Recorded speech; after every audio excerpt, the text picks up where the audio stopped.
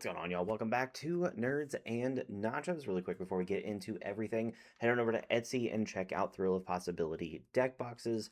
They are just a person that I know. They are a person in my real life pod, and he makes really awesome deck boxes, 3D prints them, takes custom commissions, and has the files if you have your own 3D printer. Head on over there and give him some support. If you also want to check out a small card vendor, head on over to Arcane Collective. I will have linked their TCG player shop down below. Another person in my real life pod, super good dude. He and his wife run the Arcane Collective as a small internet only card shop. And if you are wanting to pick up anything from Lorwyn or Final Fantasy, head on over to his TCG shop. I will have linked it down below and pick up some cards. If you are in the market for a playmat, head on over to jankmats.com. Use code NERDSNACHOS at checkout for 10% off. If you're in the market for an energy blend, a hydration blend, a relaxation blend, whatever you want, or maybe you just want your water to taste a little better, head on over to w.gg, use code NACHOS at checkout for 10% off. And if you are in the mood for some coffee, you want your caffeination the old-fashioned way, I totally get it. Head on over to fixcoffeebrand.com and use code NERDS and NACHOS for 15% off at checkout. All right, let's jump into it. What's going on, y'all? Thank you for coming back. Hey, how's it going? How's your week's been? Oh, mine has been interesting, to say the least, I think is the way that I can tell you. From last week until Friday, going great. We were having a great time. Played some Magic, met up with a friend for dinner. Wonderful week, right? And then Friday happens. Friday seems like a normal day. It seems fine. It's a normal, fun time that we're having. And then at about 5:20 p.m., I am using the restroom and I get a phone call from the people who are in charge of my employment contract. I know that is a long-winded way to say my employer, but I work a lot of contract jobs, like self-employed, and do a lot of freelance stuff and do a lot of contract W-2 stuff. And so the people who were in charge of that contract gave me a random call at like 5:20 after being like, "Hey, they were like, "Hey, you need to just make sure that your timesheet is in and approved." And I was like, "Cool deal. Yeah, I know what to do. I'm a little indisposed at the moment, but once I'm done with that, I'm gonna go and do that and submit it." So I go in and I do it and I submit it, and then I get another call from them. I'm like, "What the fuck is this?" Right? Like they're already checking in on me and making sure that's in. So I answer the phone call, and they're like, "Hey, did you get your timesheet in?" And I was like, "Yeah, I just submitted it." And they were like, "Cool. Effective immediately, your contract is over." And I was like, what? What? What?" As anybody would be, because I knew it was a short-term contract. It was a 6-month long contract term. I had been there for 6 months at this point. But at no point had the people who were like over me told me that my contract was coming to an end. The people in charge of my contract had not told me that my contract was coming to an end. Nobody knew anything. So it just like terrible breakdown of communication. I get hit with this, and so ever since then, I've just been kind of like lost. There are some good things. Number one, that job was not hard, but very, very tedious and took a lot of my time during the day. So now I have some more time and energy to dedicate to the show, and just my own, personal dealings. What else, man? The other positive is like I do now get to seek out other opportunities. The downside is now that I have to seek out other opportunities, and rather than being able to do it like on my own pace and actually look for something that I enjoy, I do at some point am going to just have to take like whatever comes my way, and that's never fun. That's how we get into a lot of bad positions. But hey, it's the nature of working for yourself rather than having someone else be in charge of you. So give and take.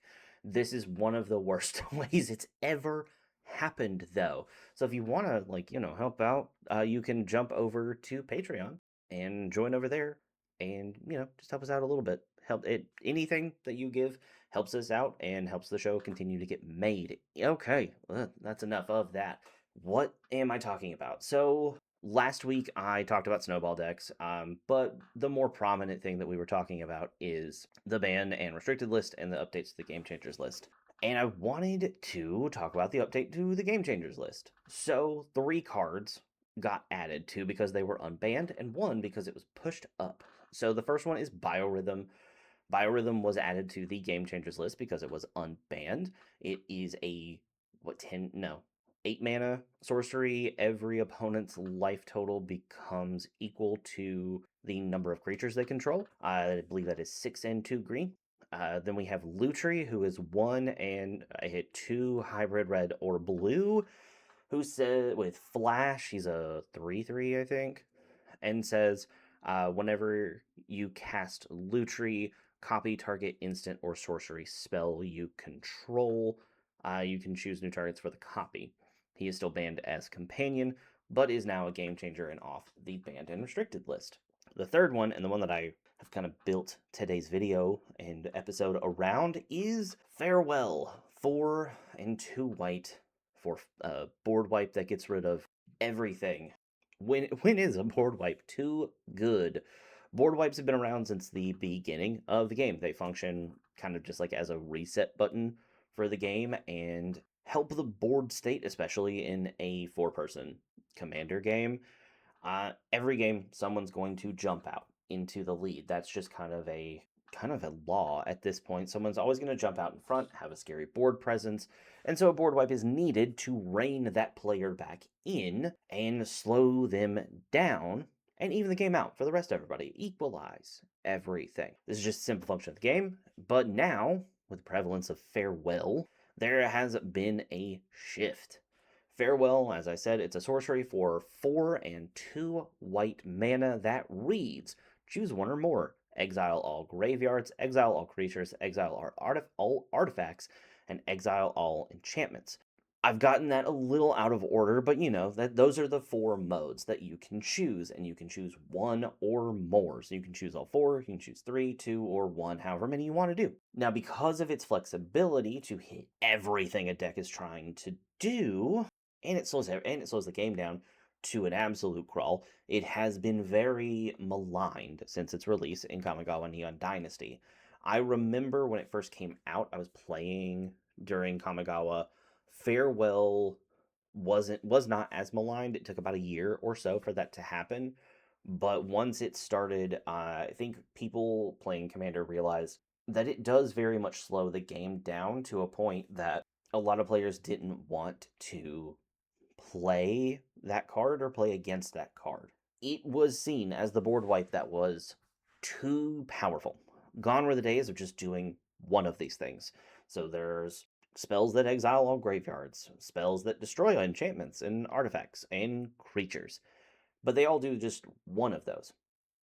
It became that if you ran white, you wanted this in your deck. This was a go-to card. It was a staple. It had to be in your deck to get a handle back on the game. This became an issue in casual as every deck wanted it. And the game slowed down because most people who are casting the spell aren't usually choosing 1 to 2 modes. They are choosing all 4, especially if they are in the last position at the table. They're choosing all 4 to fully reset the board state and get themselves back up ahead, or at least back to where everyone else is. And because of that, because it slows down the game, if a player was close to winning but couldn't close out, a Farewell completely stops it. It adds another hour to the game.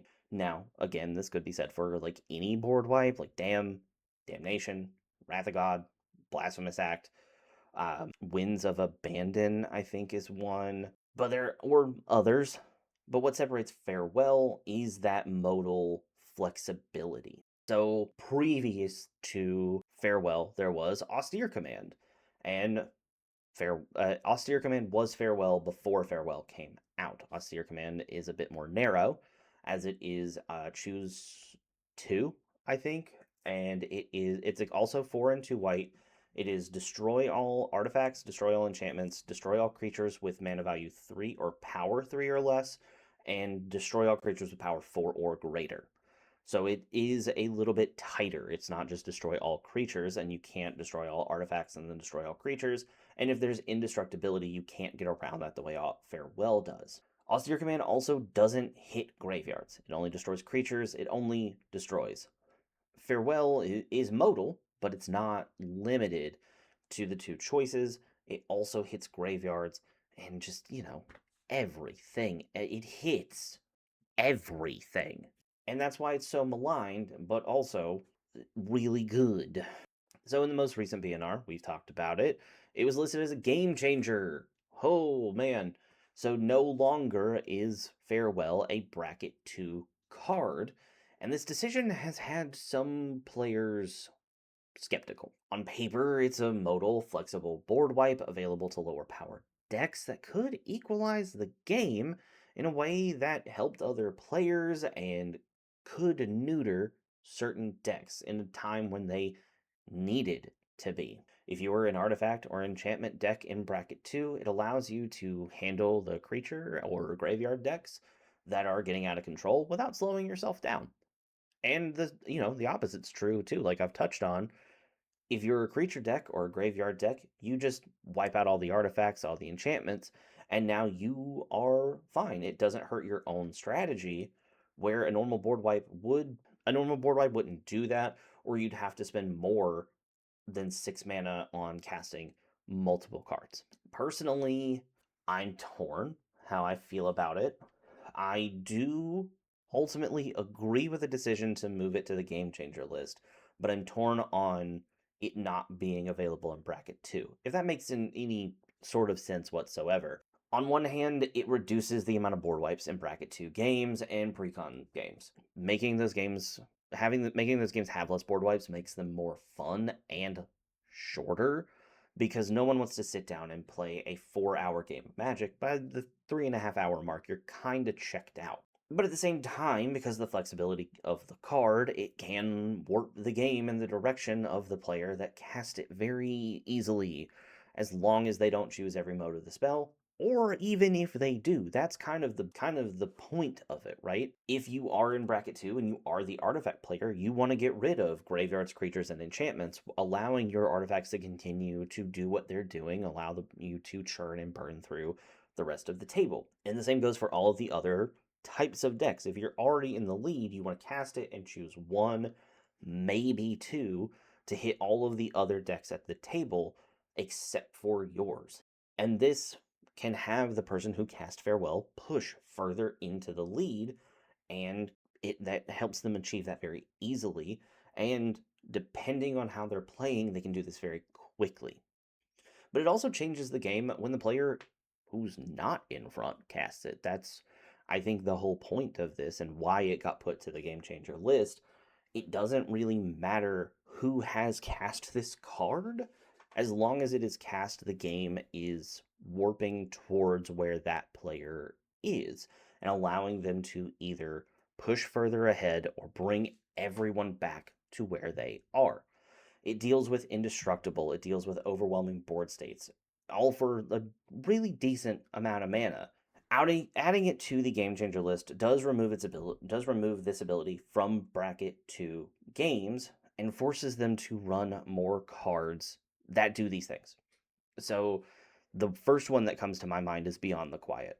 It is a very narrow spell. It is 3 and 2 white, exile all creatures and spacecraft. So it really only hits spacecraft specifically, like a specific subtype of artifact, and creatures, rather than hitting creatures and artifacts or creatures and this. There's what is it, Author of Shadows, but that only hits one person's grave. It exiles one graveyard. There are a couple other cards that exile all graveyards, but they may not be available in white. I can't remember off the top of my head. There's a lot of cards in the game, and I don't remember all of them.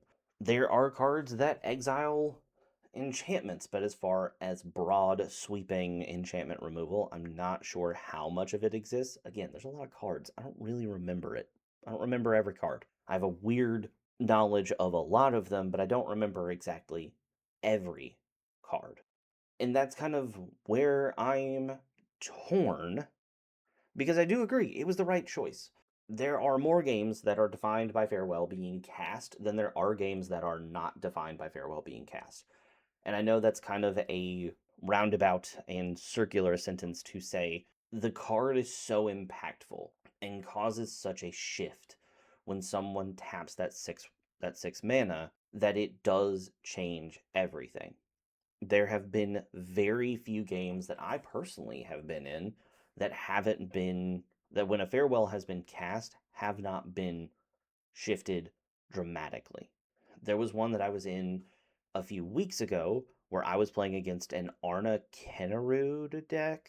Yes, Arna Kennerud's I think she's 1 and an Esper. Whenever she attacks or a creature you control attacks, as long if it's equipped, to make a copy of that equipment. And because it's an equipment deck, more and more equipment are being spawned in. A farewell got cast, and everything except for creatures and artifacts was hit, or everything but artifacts was hit, allowing this equipment player to come in and rebuild their board with creatures and ways to automatically equip equipment with things like, Pure Steel Paladin, stuff like that, to reduce the equipment cost or find other ways around it to put equipment back on Arna and other creatures that came down, making the board state very oppressive. And another farewell would have stopped that if any of us had drawn it. But it shows you just how impactful the card is. I do personally wish that there was something for Bracket 2 that had all of this ability, that had all of these strengths and these modes outside of Austere Command. I like Austere Command. It is a good board wipe. It does hit enchantments, it does hit artifacts.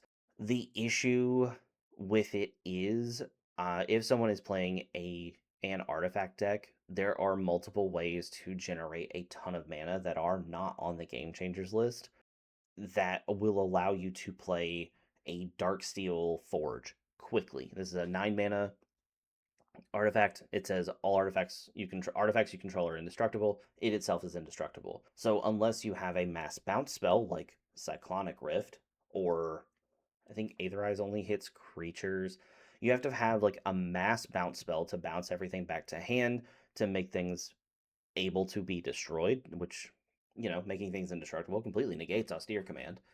Or you have to have a mass exile spell to get around that indestructibility.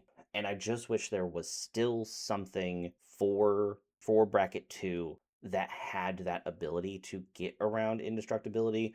Now, yes, I know with the prevalence of blight, or at least there's a word I'm looking for and I don't remember it, and I'm very sorry. But the now, like, blight becoming a new mechanic and it showing up more and more, that does get around indestructible, but only for creatures. As we've learned with literally every time that we break Devoted Druid, -1/-1 counters don't count on foods or enchantments or lands or whatever you're turning your Devoted Druid into. If it's a copy, it doesn't matter. It's still a Devoted Druid. It still has the put a -1/-1 counter on it to untap it. And so we're breaking it and we have infinite green mana. So there's too many ways to get around creatures being destroyed as well. And then it comes back as an enchantment, or you turn it into a food artifact. And if you now have an artifact that is indestructible because of Darksteel Forge and is now generating you green mana, I hope you're winning. But if not, this is a purely oppressive board state that all the other people cannot get through. And I just wish that Bracket 2 had something like that. Hopefully, in the next few sets, ideally Strixhaven, Secrets of Strixhaven, we'll see something like that come out that will allow Bracket 2 decks to have that flexibility. In other formats, it's not really a big thing. I'm talking about the Game Changer list. I know a lot of people, most of y'all come here for Commander content. If you come here for any other format, I'm really sorry. I don't play them outside of like Pauper, and yeah, that's about it. So I'm really only talking about it in Commander, and that's the only thing that it's really relevant in. So I don't know. I have talked on and on and on about it, and again, I agree with the decision to put it on the Game Changer list. Games are defined by the casting of this card, but I would personally feel very vindicated if something else came about that filled this slot that is now open where Farewell was. You could say Cycrift also kind of fit in this void, but that was pre-brackets. It's always been a game changer.